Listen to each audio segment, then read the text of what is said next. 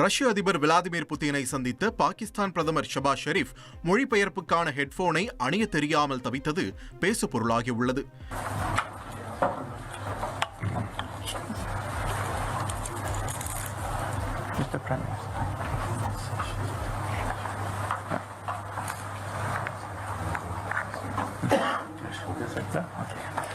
சீனாவின் தியான்ஜினில் ஷாங்காய் ஒத்துழைப்பு மாநாட்டிற்கு சென்ற நிலையில் இருவரும் சந்தித்து கலந்துரையாடினர். அப்போது ஷபாஸ் ஷெரீப்புக்கு மொழிபெயர்ப்புக்கான கருவி வழங்கப்பட்டது.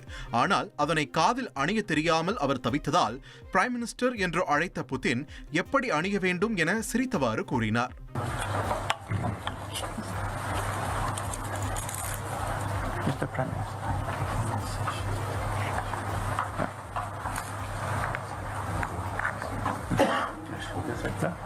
கடந்த 2022ஆம் ஆண்டு நடந்த ஷாங்காய் ஒத்துழைப்பு மாநாட்டின் போதும் ஹெட்போனை மாட்ட தெரியாமல் ஷபாஸ் ஷெரீப் தவித்தார்.